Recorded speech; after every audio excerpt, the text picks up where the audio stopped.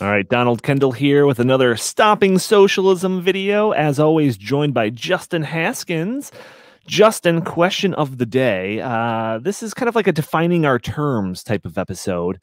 We want to say, what is democratic socialism? So I just kind of want you to run us through that and explain if there really is a big difference between the socialism that we seemingly rail against and what Bernie Sanders calls himself. So Justin, what is democratic socialism?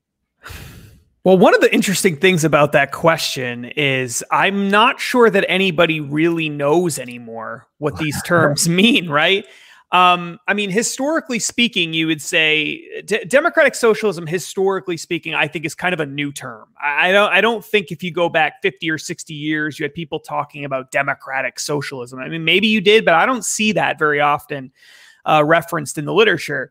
What you see is people talking about socialism and then advocating for democracy alongside socialism. So you see Bernie Sanders clips from him in the 1980s saying, well, yeah, I don't support authoritarian socialism. I support socialism with democracy. And so really all this is, in my mind, is sort of a shorter, condensed way of saying that. So what is democratic socialism? I think for the average person walking down the street, democratic socialism is basically a hyper form of liberalism or progressivism, right? It's big government programs, lots of big government programs, specifically socialized medicine, and perhaps a couple of other things like free college tuition or something might be lumped into that. And I think that's really all that they think when they think about democratic socialism.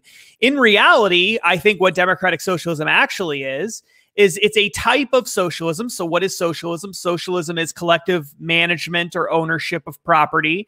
I think that it's a kind of socialism in the sense that you don't have an authoritarian regime at the top necessarily making all of the decisions in a democratic socialist society. You would have elections, democratic elections, where representatives are elected to make those decisions, or where you have a direct democracy, which is very, very rare. I think those are really the distinguishing features between it and other forms of socialism. It's funny because they have a tendency to talk about socialism, democratic socialism, as though it's not authoritarian, which is interesting because historically speaking, there are all sorts of examples of democratic societies doing really terrible authoritarian things to people. Hitler was elected in a democracy. I don't know if people know that. The South, for a very long time, made African Americans second-class citizens before that, they weren't even citizens. They were slaves in many places in the South. Those were democratic societies that just decided that they were going to elect to create laws that made some people in that society slaves.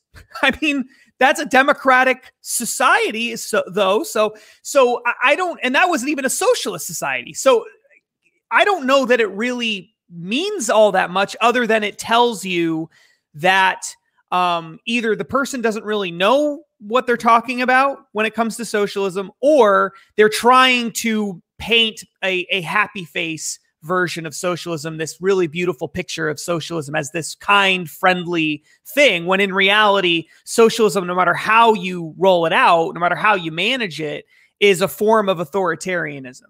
Well, I just want to be very clear about this, because I think that Bernie Sanders and that the people that support Bernie Sanders will point to quotes from Bernie Sanders talking about how he's against kind of the authoritarian rule that you see in these kind of socialist regimes throughout history.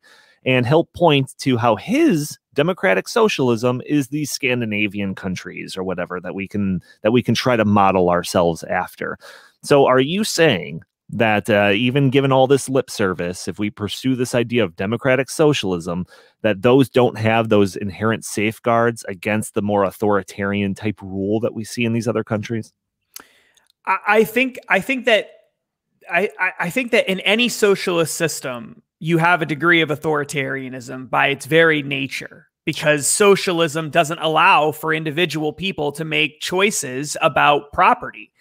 Socialism, whether it's in one industry or it's in a bunch of industries or whatever, the whole point of it is to make decisions collectively. So that means that the individual doesn't have any choice. They have to go along with whatever it is the majority wants. So that is a form of authoritarianism, any way you slice it.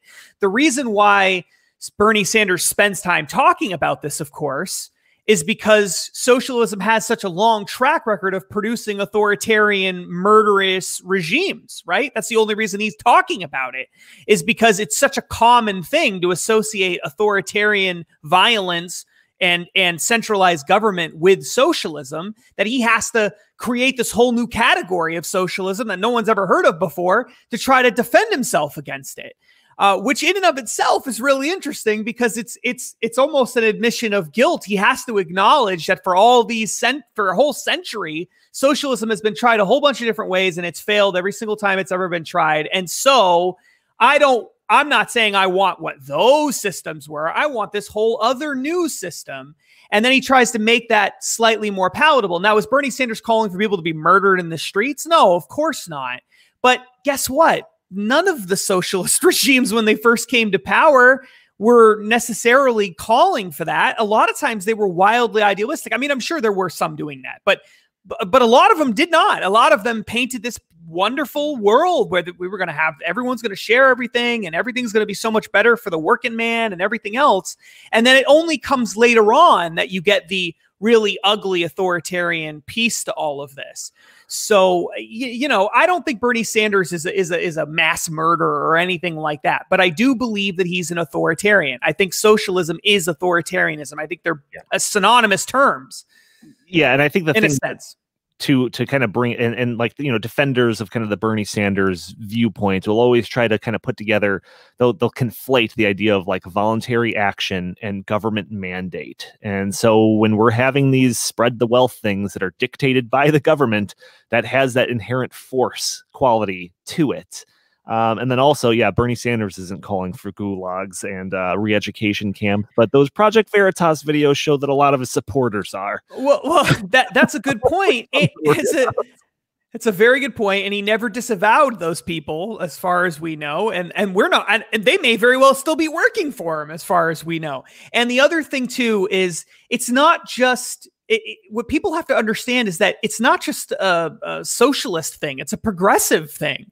I mean, go back and look at FDR. I mean, you said, well, you know, he's not calling for people being thrown in re-education camps or anything. Well, that's true. He's not openly calling for that. But FDR, who's a grand hero of the Democratic Party, they build statues of him and they name schools after him. He actually did put people, innocent American civilians, into concentration camps, and he confiscated all of their property.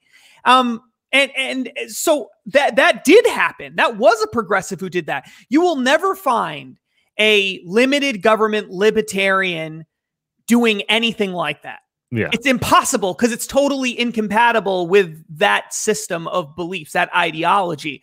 But throughout the course of human history, there's been a strain of progressivism and a really strong strain of socialism, where those ideas have inevitably been enacted in almost at least the vast majority of the cases where they've tried these things, because it's such an easy progression to go from, well, we need to confiscate all this property and redistribute it and throw out the entire economy, to, well, people aren't going along with it, and so we're going to make them do that. Exactly. Yeah. All right. Well, that's what we're trying to do here with the Stopping Socialism videos. We're trying to kind of clarify, get through the fog of some of the political speech here, and really get down to the actual terms and terminology. So if you are interested in this Stopping Socialism project, follow us on Facebook, Stopping Socialism. Find us on YouTube. We have an Instagram page as well. Follow us, subscribe, do what needs to be done to stop the scourge of socialism. Justin, any last words before we sign off for this little mini episode? No last words. Fantastic. All right. Thank you all.